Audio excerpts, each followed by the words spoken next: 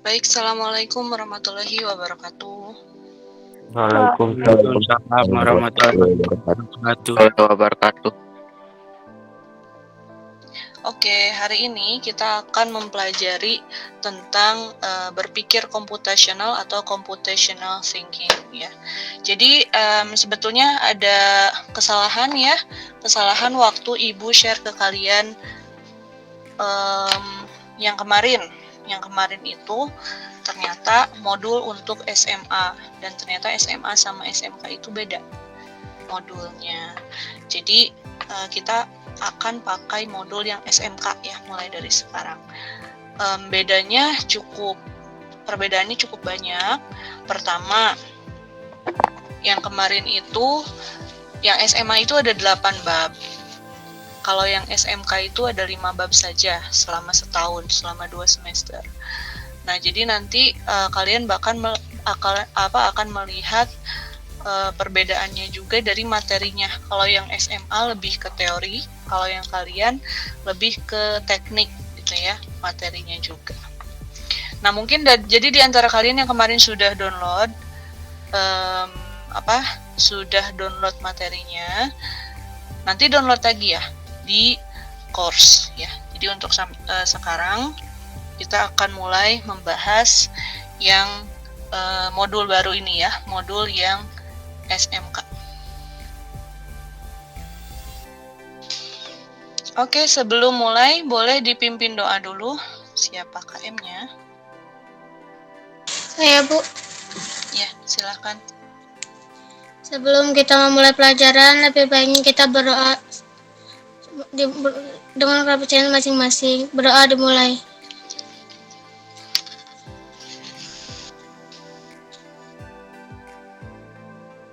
Selesai. Baik, anak-anak, ini Ibu sudah share ya. Share materi untuk hari ini. Ini juga bisa kalian lihat di course ya. Di course nanti sudah ada. Nanti kalian tinggal download juga ya kalau mau lihat yang ini. Tapi ini semua materinya diambil dari yang ada di file PDF bahan belajar utama ya. Sudah 29 orang. Selamat datang untuk yang baru gabung. Nah, hari ini kita akan lanjut ke bab 1 ya, informatika kelas X, kelas 10 SMK ya, computational thinking. Nah, ketika kalian melihat computational thinking itu apa sih? Ini ya, berpikir komputasional, yaitu siswa mampu memahami strategi algoritmik standar sebagai penerapan berpikir komputasional pada berbagai bidang untuk menghasilkan beberapa solusi dari persoalan dengan data diskrit bervolume besar.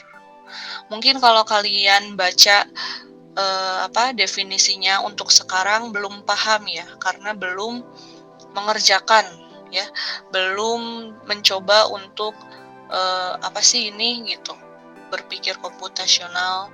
Mungkin sebelumnya waktu kalian di jenjang SMP juga belum pernah ya melalui tahap berpikir komputasional. Nah, tapi yang pasti berpikir komputasional ini bisa kita terapkan di kehidupan sehari-hari. Jadi berpikir komputasional ini kalian bisa pikirkan sesuai, kalau komputasi itu kan perhitungan ya. Artinya komputasi itu sinonimnya perhitungan. Jadi kalau misalkan computational thinking berarti cara berpikir kalian itu harus penuh perhitungan ya. Jadi kalian harus memperhitungkan. Kenapa sih harus ngitung? Karena kalau kita berhitung ya, kita sudah memperhitungkan kira-kira mungkin nanti tidak akan ada yang salah ya. Sebentar.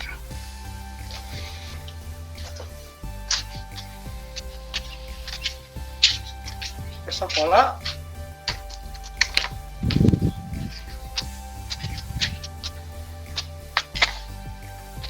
Ya. Jadi tadi di mana? Berpikir komputasional ya. Jadi kalian harus memperhitungkan apa saja yang kira-kira kalian lakukan untuk memecahkan sebuah masalah ya. Nah, kemudian memahami strategi algoritmik. Kalau kalian pernah dengar nggak kata-kata ini nih? Algoritma Instagram. Pernah dengar nggak? Iya, boleh. Open mic. Instagram algorithm, cenah. Atau Facebook algorithm. Atau TikTok algorithm. Pernah dengar nggak?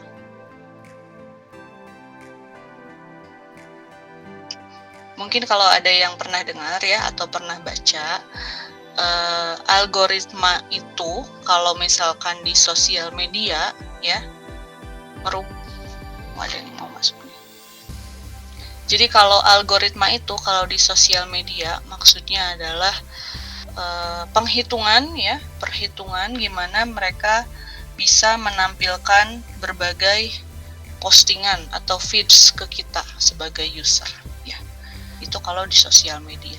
Kalau di kehidupan sehari-hari, algoritma itu adalah sebuah urutan ya yang terstruktur yang bisa kita lakukan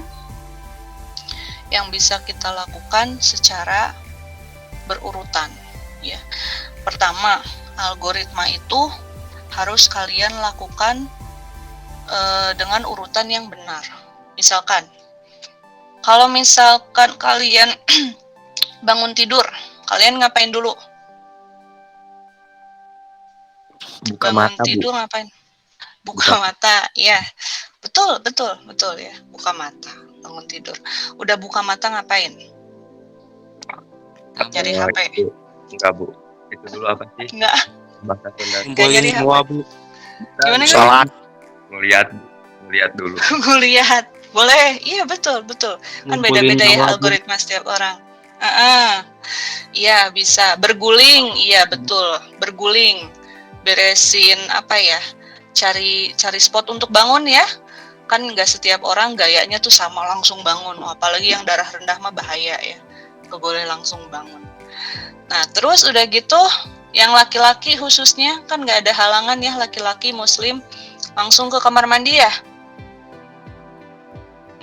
Langsung ke kamar mandi. Perempuan juga yang muslim nggak ada halangan, langsung bersuci, berwudu, langsung sholat ya. Itu kalau kalian keadaannya apa dulu? Keadaannya bangunnya pas sholat subuh. Kalau bangunnya sore kan enggak ya. Nah, jadi dari sebuah kasus bangun tidur aja ada sangat banyak opsi yang bisa kalian lakukan ya. Pertama, kalau misalkan kalian bangunnya apa dulu nih Bu? Harusnya ditanya sama kalian. Bangun tidurnya kapan? Subuh apa? Pagi atau malam gitu ya. Kalau misalkan subuh, tentu kalian mungkin yang umat Islam langsung berpikir untuk melakukan sholat subuh. Dan betul, sholat subuh itu tidak sah kalau tidak bersuci, tidak berwudu dulu ya. Jadi langkah pertama untuk sholat adalah wudu dulu. Nah, dari wudu itu kan berarti kita sudah berniat ya untuk sholat. Langsung saja sholat. Kan gak mungkin ya kita bangun tidur langsung sholat. Pasti wudu dulu. Nah, itu adalah salah satu contoh algoritma di dalam kehidupan sehari-hari. Nah, ya, Ibu akan selalu menyarankan kepada kalian untuk menjadi orang yang memiliki rencana. Karena kalau kalian sudah punya rencana, apapun di hidup kalian, sekarang mulai di kelas 10 ya, nanti ke depannya kalian akan terbiasa berpikir secara komputasional. Gimana kita mau berpikir komputasional, gimana kita mau berpikir secara perhitungan jika kita tidak memiliki rencana ya. Jadi Ibu selalu menyarankan kalian untuk memiliki rencana. Jadi kalau misalkan kayak anak kecil mah, kalau misalkan kalian waktu SD ya punya acara nih, misalkan hari Minggu kalian mau persami, mau piknik, mau camping pramuka waktu SD gitu ya, ke gunung. Nah, pasti kalian malam-malamnya seneng dong ya. Seneng karena kalian mau persami gitu ya. Berarti kalian persiapan dong apa saja yang harus dibawa ke sana. Nah, itu termasuk berpikir secara komputasional. Kalian harus memikirkan kira-kira nanti saya di sana ngapain. Oh, mungkin nanti di sana saya mau outbound, berarti saya harus menyiapkan baju untuk outbound gitu ya. Terus mungkin nanti di sana saya harus bawa beberapa barang yang disuruh oleh guru, misalkan oleh kakak pembina waktu nanti kalian pramuka, berarti saya harus bawa juga gitu. Jangan sampai nggak bawa. Itu juga termasuk ya berpikir ke sana ya. Apalagi sekarang sudah ada ya prokes ya, harus bawa juga segala macam yang berhubungan dengan protokol kesehatan. Oke. Kita lanjut ya. Ini pokoknya berpikir komputasional ini bisa kita terapkan ke segala bidang. Nah, terkhususnya ketika kalian belajar di mata pelajaran informatika ini ya. Nah, ini ya inilah informatika ya. Peta konsep materinya seperti ini. Berpikir komputasional itu ada macam-macam. Pertama ada proposisi, yang kedua ada negasi atau ingkaran, konjungsi, disjungsi, implikasi dan inferensi. Yang ketiga ada deduktif, induktif, dan abduktif. Yang keempat ada bilangan desimal, biner, dan heksadesimal. Kemudian ada pemecahan masalah, problem solving, ada assessment, ada refleksi, dan ada pengayaan. Jadi nanti kita di satu bab berpikir komputasional ini akan belajar ini semua ya. Ibu kasih lihat dulu peta konsep materinya biar kalian gak kaget ini belajar apa sih selama satu bab gitu ya. Lengkapnya ada di handout ya, sudah ada di course. Nah, hari ini kita nggak akan terlalu lama karena mungkin nanti kalian juga akan ada pelajaran selanjutnya ya. Tapi ibu lengkapi ya, ibu kasih ke kalian ini sampai deduktif, induktif, dan abduktif ya. Jadi proposisi, negasi, terus yang ini ya, yang ketiga. Oke. Boleh baca dulu siapa nih yang mau baca proposisi, kita baca bareng-bareng. Salma bacain dong. Proporsi merupakan pernyataan yang menggambarkan Ya, sudah keadaan masuk. benar atau salah dalam bentuk sebuah kalimat. Istilah proporsi biasanya digunakan dalam analisis logika di mana keadaan dan peristiwa secara umum melibatkan seseorang atau orang yang dirujuk dalam kalimat. Kebenaran sebuah proporsi berkorespondensi dengan fakta. Sebuah proporsi yang salah tidak berkorespondensi dengan fakta. Ada 4 unsur proporsi, yaitu 2 unsur merupakan materi pokok proposisi, sedangkan 2 unsur lain sebagai hal yang menyertainya. 4 unsur yang dimaksud yaitu subjek, predikat, kopula, dan kuantor. Ya, terima kasih Salma sudah membacakan ya. Jadi ini adalah proposisi. Proposisi ini adalah salah satu pernyataan yang sebetulnya udah sering ya. Kalian juga waktu di SMP pasti di matematika pernah ketemu dengan proposisi. Cuman mungkin nggak sadar aja itu namanya proposisi ya. Nah, proposisi ini nanti adalah pernyataan yang nanti kalian harus tentukan. Ini kira-kira pernyataannya benar atau salah ya. Kita lanjut. Ada kalimat-kalimatnya si proposisi ini ya. Kebenaran suatu kalimat harus sesuai fakta. Oke, faktanya begini. Bu Hana memakai kerudung warna merah. Fakta bukan? Fakta. Fakta. Berarti pernyataannya salah atau benar? Benar. Benar ya. Jadi kalian harus bisa menentukan dulu ya, apapun pernyataan itu nantinya ya. Kemudian ada 4 elemen, yaitu 2 elemen subjek kalimat dan 2 elemen lainnya berfungsi sebagai objek yang menyertainya. keempat elemen tersebut, yaitu sebagai subjek, konsep sebagai predikat, kopula, dan quantifier. Jadi sebuah pernyataan ini juga nggak boleh asal-asalan ya. Jadi si kalimatnya juga harus lengkap seperti tadi. Buhana adalah subjek ya. Terus dia memakai kerudung warna merah ya. Jadi ada predikat, ada kopula, ada quantifier. Kalimat proposisi merupakan sebuah pernyataan yang melukiskan beberapa keadaan, yang tadi ya keadaannya Buhana memakai kerudung merah, dan biasanya tidak selalu benar atau salah dalam bentuk kalimat. Nah, bisa juga seperti ini. Buhana tidak menggunakan kacamata. Benar atau salah? Salah. Salah, karena sekarang Buhana pakai kacamata ya. Nah, itu Ya. juga kalau negatif ya, kalau misalkan salah, kalian juga harus bisa melabeli, menentukan dia salah atau benar. Masih gampang ya. Dan sekarang proposisi majemuk. Proposisi majemuk menjelaskan kemajemukan proposisi, antecedent, dan konsekuen yang dipadukan.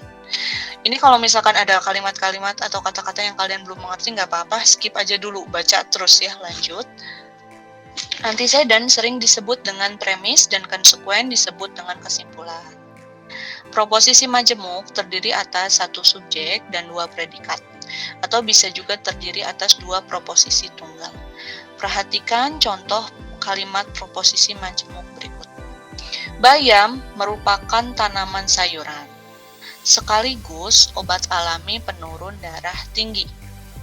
Oke, barusan subjeknya kan Buhana ya, sekarang jadi subjeknya Bayam. Bayam. Predikat. Predikatnya sayuran dan obat alami penurun darah tinggi.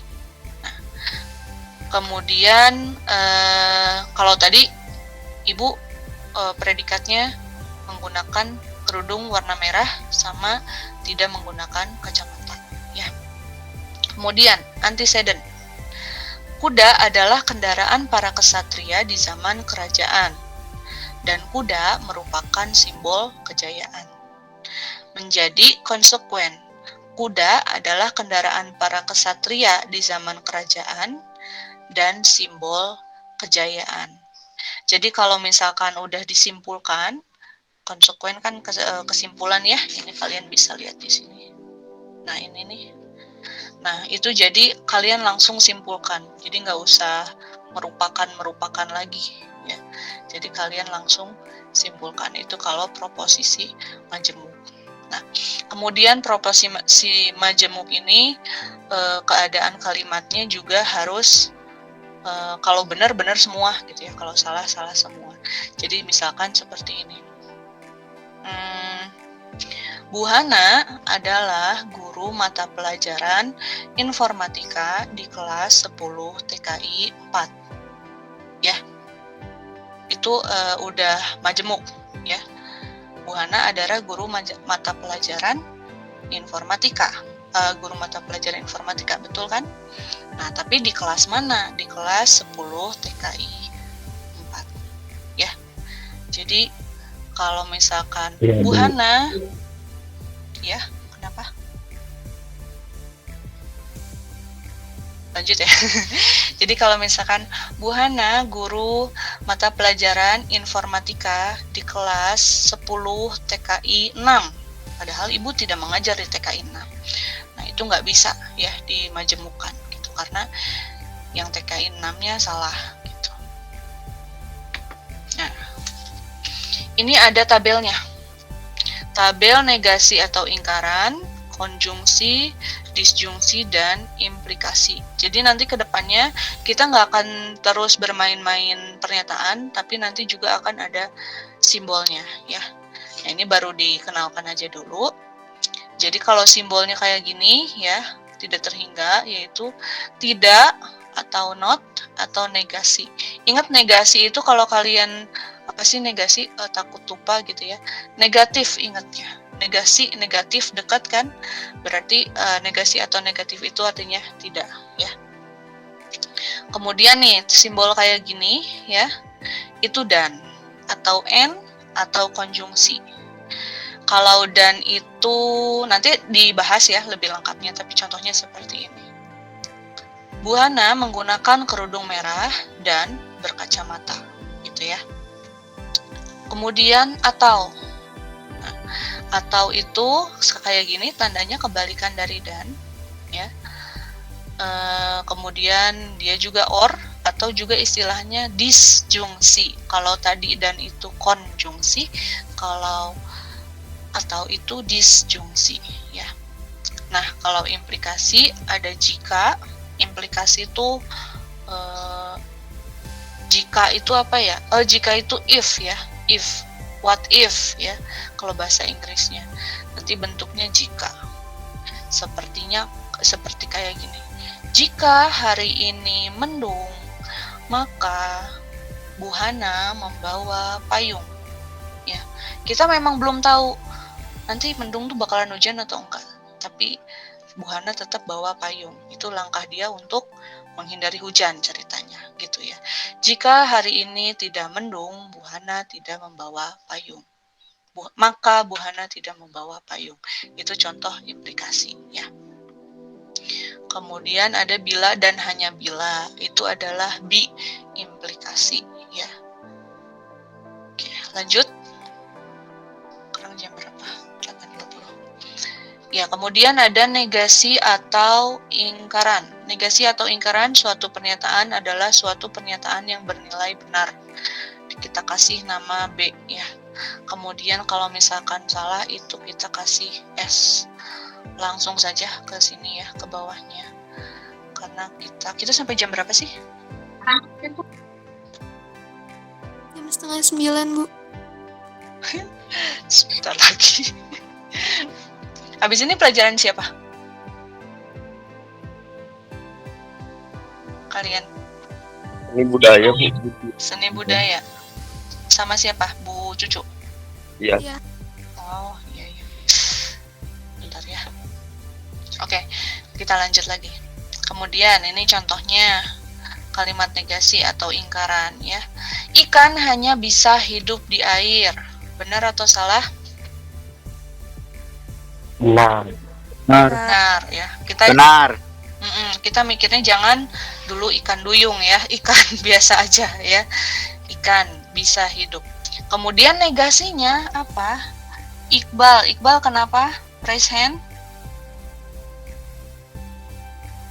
Iqbal. Oke, lanjut ya. Negasi dari ikan hanya bisa hidup di air adalah ikan bisa hidup di darat. Jadi yang salahnya apa?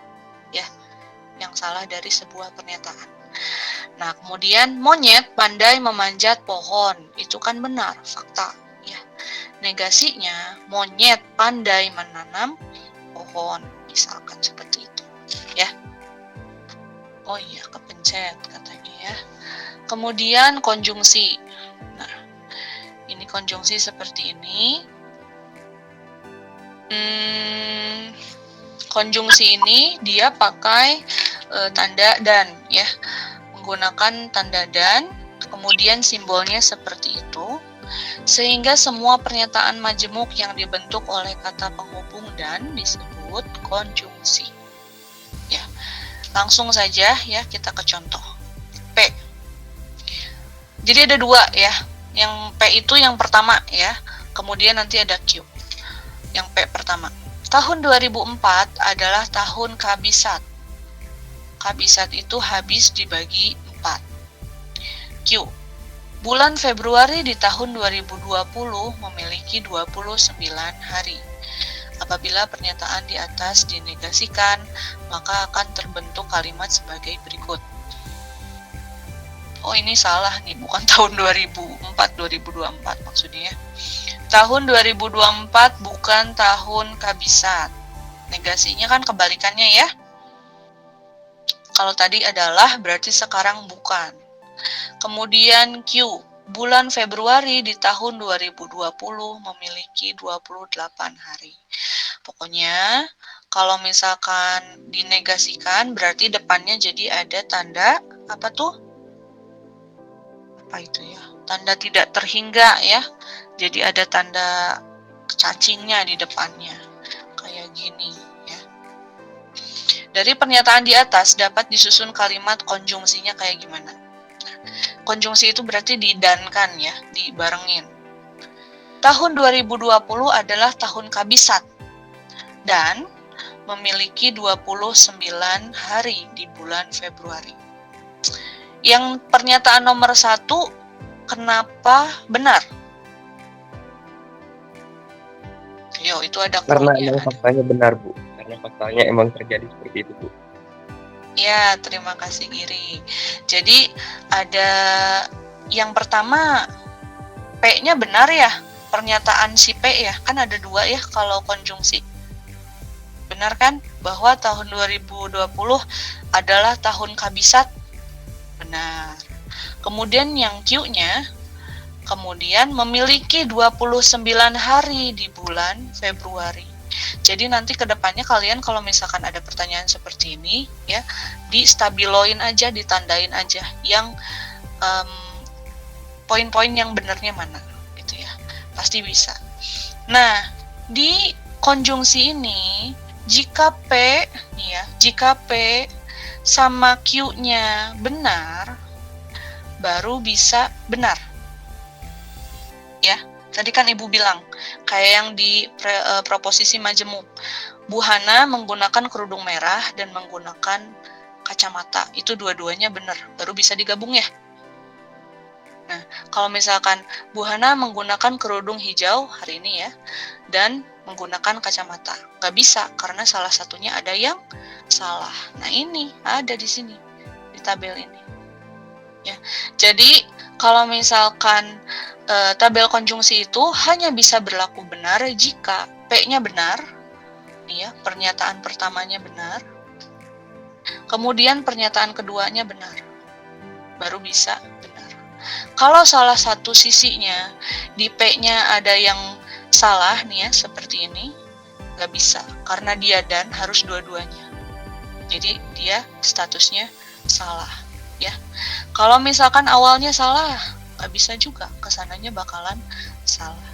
Apalagi kalau dua-dua pernyataannya itu salah, bakalan jadi salah juga. Oke, ada yang mau bertanya sampai sini? Itu masih mudah?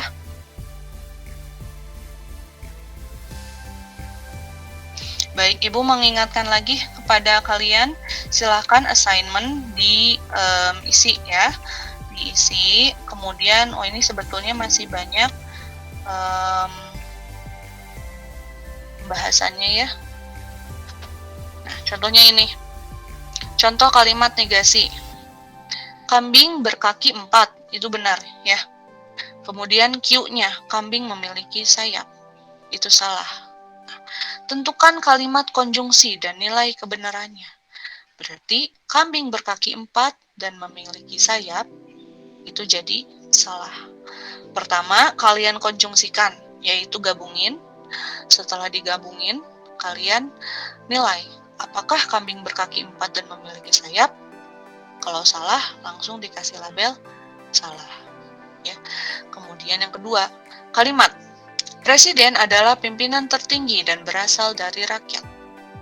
Kalimat di atas bernilai benar. Alasannya adalah presiden kan betul ya statusnya pimpinan tertinggi di sebuah negara. Kemudian presiden berasal dari rakyat. Benar juga ya. Nggak boleh misalkan presidennya warga negara asing gitu. Kan nggak bisa ya. Nah, dikarenakan keduanya bernilai benar, maka dipastikan kalimat di atas bernilai benar. Ya, sama seperti yang tadi ya. Oke, Ibu akan lanjut karena udah ini ya waktunya. Kemudian selanjutnya ada disjungsi. Dua kalimat deklaratif yang dihubungkan dengan kata hubung atau dan ditulis seperti ini ya, V, disebut disjungsi. Untuk menentukan tabel kebenaran dari disjungsi, lakukan cara yang sama seperti membuat tabel kebenaran konjungsi. Sama kayak tadi ya. Cuman kalau atau boleh salah satunya. Ya. Kalau misalkan dan tadi teh harus dua-duanya ya. Kalau misalkan disjungsi boleh salah satunya. Nah, seperti ini. Dari pernyataan di atas dapat dibentuk kalimat konjungsi. Seperti ini. Tahun 2020 adalah tahun kabisat dan memiliki 29 hari di bulan Februari. Bernilai benar. Tahun 2020 bukan tahun kabisat dan memiliki 29 hari di bulan Februari. Bernilai salah. Tahun 2020 bukan tahun kabisat dan memiliki 28 hari di bulan Februari. Bernilai salah. Nah, dari deskripsi di atas dapat kita susun tabel nilai kebenaran dari disjungsi, yaitu sebagai berikut. Nah, kalau disjungsi ini adalah kebalikannya dari konjungsi, ya. Kalau misalkan disjungsi, P-nya benar, Q-nya benar, itu pasti benar. Kalau dua-duanya benar, dia benar, ya. Kemudian P-nya benar, Q-nya salah, tetap benar. Karena ada salah satu yang benar. Ini disjungsi. Kemudian P-nya salah, Q-nya benar, maka jadi benar karena salah satunya ada yang benar, ya. Tapi kalau dua-duanya salah, tentu statusnya juga salah, ya. Kalau misalkan tadi di N, ya, di konjungsi harus benar dua-duanya. Kalau di atau ya, disjungsi itu atau, harus ada, walaupun ada salah satu yang salah, dia tetap benar, asalkan yang sebelahnya adalah benar. Nah, contohnya gini. Nah, ini udah mulai ke fakta-fakta angka, ya. Perhatikan contoh kalimat negasi. Informasi berikut nih, ya. A. 5 kali 5 adalah 25, benar ya? Benar. Kemudian B. 25 adalah bilangan ganjil. Benar juga. Ya. Tentukan nilai disjungsi dan nilai kebenarannya. 5 kali 5 sama dengan 25 atau 25 adalah bilangan ganjil. Benar. Jadi caranya nanti kalian tinggal nambahin ini, ya. Seperti ini. Terus dikasih atau, ya. Ini kalau disjungsi. Oke, Ibu lanjut ke apa nih? Implikasi, ya. Sekali lagi kalau misalkan nanti kalian merasa Ibu kecepatan, tenang aja, ini Ibu rekam, jadi Ibu akan upload di YouTube juga, ya. Implikasi. Pernyataan majemuk yang dibentuk oleh kata hubung jika maka disebut implikasi dengan simbol seperti ini nih, ya, ada tanda panah. Untuk menentukan nilai tabel kebenarannya, perhatikan gambar berikut. Misal, jika Ismah lulus ujian, maka ia akan memberi uang kepada adiknya. Ismah lulus ujian. Ismah memberikan uang kepada adiknya. Sekarang kita tentukan negasi dari P dan Q. Ismah tidak lulus ujian, maka Ismah tidak memberikan uang kepada adiknya. Sama seperti tadi. A. Jika hari ini mendung, B. Buhana membawa payung. Ya. Negasinya adalah hari ini tidak mendung. Buhana tidak membawa payung. Paham ya? Implikasi. Nah, jadi ini implikasinya seperti ini, ya. Kebenarannya, tabel kebenarannya seperti ini. Jika Ismah tidak lulus ujian, maka ia memberikan uang kepada adiknya. Kalimat ini bernilai benar karena meskipun janjinya gugur, dia tetap memberikan uang kepada adiknya. Jika Ismah tidak lulus ujian, maka ia tidak memberikan uang kepada adiknya. Kalimat ini bernilai benar karena Ismah bebas dari janjinya. Jadi ini ada jika, ya. Nah, nanti tabelnya seperti ini. Kalau kalimat pertama yaitu Ismah lulus ujian itu benar, maka ia memberikan uang kepada adiknya benar, berarti ini adalah benar. Kalau misalkan Ismah tidak lulus ujian, Ismah tidak lulus ujian, maka ia memberikan uang nggak lulus, berarti ia memberikan uang kepada adiknya, itu nanti salah. Kalau misalkan Ismah tidak lulus, kemudian memberikan uang, benar, ya. Kemudian jika Ismah tidak lulus ujian, maka ia tidak memberikan uang kepada adiknya, berarti itu salah, ya. Nah, ini nih. selanjutnya. Tentukan nilai kebenaran dari implikasi dua pernyataan berikut. Semua orang akan mengalami masa tua. Semua orang akan meninggal dunia. Jika semua orang mengalami masa tua, maka kelak akan meninggal dunia. Benar ya? Benar nggak? Mau tua, mau muda sebetulnya meninggal dunia, ya bisa aja, ya. Kemudian tentukan nilai kebenaran dari implikasi dua pernyataan berikut. 15 bagi 2 sama dengan 7. Benar nggak? Yang benar 7,5 ya. Kemudian 7 adalah bilangan ganjil. Benar. Jika 15 bagi 2 sama dengan 7, maka 7 adalah bilangan ganjil. Nah, ini kalau misalkan kayak gini ya, biasanya akhirnya itu si modnya nggak dibawa. Gitu. 7-nya nggak di, 7,5-nya nggak dibawa biasanya. Nah, kemudian ini ada deduktif, induktif, dan abduktif. Ini Ibu nggak akan secara detail ya, kalian baca aja. Karena ini mudah, ini nggak ada tabelnya. Misalkan gini, penderita, ini aja dulu. Semua manusia akan mati, premis 1. Paidi adalah manusia, premis 2. Jadi, Paidi akan mati. Ini contohnya. Ya seperti itu ya konklusinya. Terus, beras merupakan komoditi bagi orang Indonesia umum. Tetapi ada beberapa wilayah yang penduduknya mengonsumsi sagu khusus, seperti Maluku dan Papua khusus. Kemudian nanti di ini ya, kita kalau penalaran deduktif itu menyimpulkan. Misalkan, penderita kurang darah tidak boleh makan buah melon. Premis 2, Budi menderita penyakit kurang darah. Maka Budi gak boleh makan buah melon. Ya, kita menalar secara deduktif, tapi ada macam-macamnya ya. Ada silogisme. Seperti ini. Tuh. Yanto lulus ujian CPNS. Premis 2. Yanto rajin menabung dan tidak sombong. Konklusi. Orang yang lulus ujian CPNS karena rajin menabung dan tidak sombong. Konklusi di atas adalah salah karena tidak terdapat premis umum. Pertama, nggak relevan ya si Yanto lulus ujian CPNS terus sama Yanto rajin menabung dan tidak sombong. Jadi kan belum tentu orang yang lulus ujian CPNS ini karena rajin menabung dan tidak sombong. Ya dia lulus ujian CPNS siapa tahu karena rajin belajar gitu ya. Gitu. Kemudian ada entimen. Entimen adalah penalaran deduksi secara langsung tanpa silogisme premis atau tidak ucapkan karena sudah diketahui. Seperti, penderita kurang darah tidak boleh makan buah melon. Budi menderita penyakit kurang darah.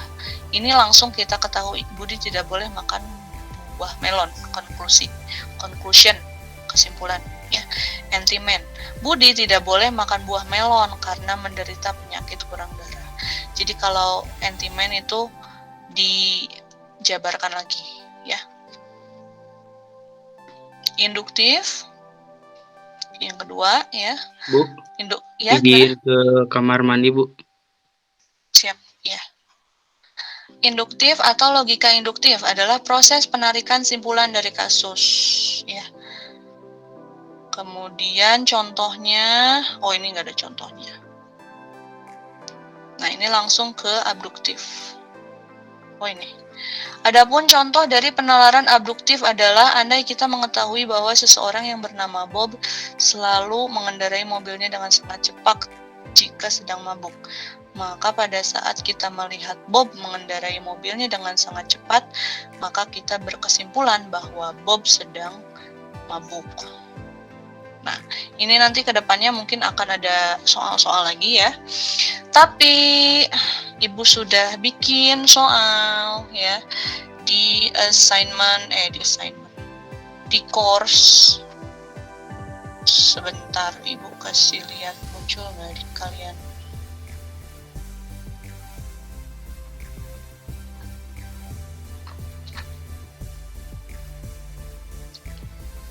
Oke. Ibu sudah bikin kuis. Ini kayaknya udah masuk semua ya. Udah 34. Apakah ada yang belum masuk? Attendance-nya Ibu cek ya, sudah pada masuk belum?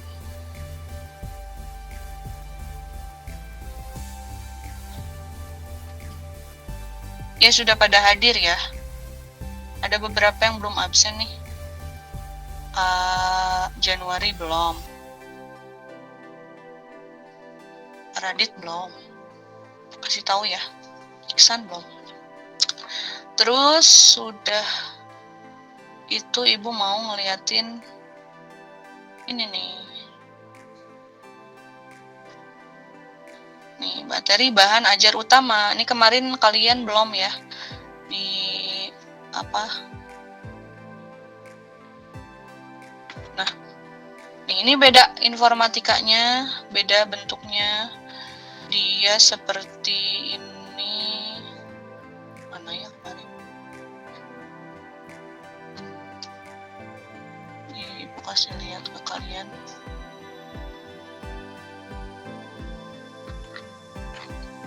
Di modulnya dia beda lagi soalnya. Nah, present dulu. Stop presenting.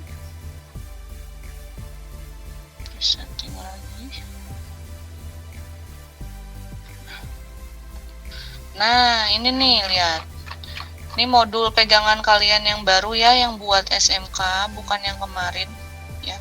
Jadi kita lanjut ke modul yang ini. Yang kemarin nggak apa-apa, nanti Ibu buat assignment-nya biar kalian bisa tetap kumpulin. Yang kemarin tuh tugasnya tentang itu kan, tentang mengelompokkan, menugaskan ya. Ini kalian boleh baca-baca di sini. Nanti selanjutnya pertemuan minggu depan kita bahas ini. Ini ya penerapannya. Kemudian ke biner ya. Terus Ibu lanjut lagi ke tadi. Apa sih? Kalian silakan ngerjain kuis yang ada di course informatika. Dimulai belajar. Nah, ini ada kuis cuman 5 soal aja ya. Nah, kuisnya seperti ini. Ntar kalian silakan kerjain. Tentukan negasi dari pernyataan-pernyataan berikut dan tentukan pula nilai kebenarannya. B. Surabaya terletak di Kalimantan. Benar apa salah? Langsung dijawab aja. True atau false-nya dipilih ya. Kalau sudah next gitu. Ada 5 pertanyaan. Ya. Bisa mungkin ya. Nanti kalau ada masalah langsung hubungi Ibu. Sekarang sudah 8.42. Oke, ada pertanyaan? Sebelum kita akhiri, nanti Ibu buat assignment, tenang aja. Silakan. Ada pertanyaan? Tidak ada, Bu. Kalau nggak ada, coba dibuka kameranya, kita foto bersama dulu. Terima kasih. Ayo dibuka dulu. Terima kasih.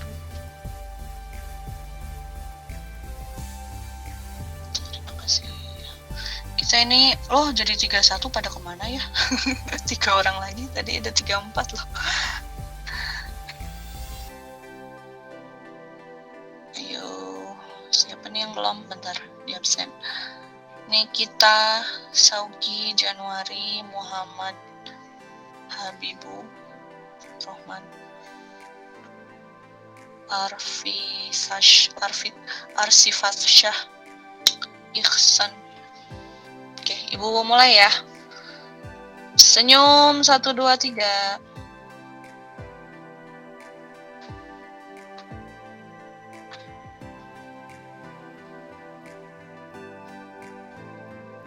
Terima kasih.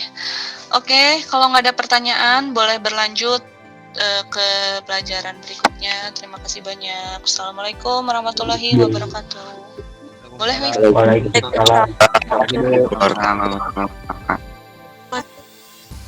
Waalaikumsalam. Terima kasih, Bu.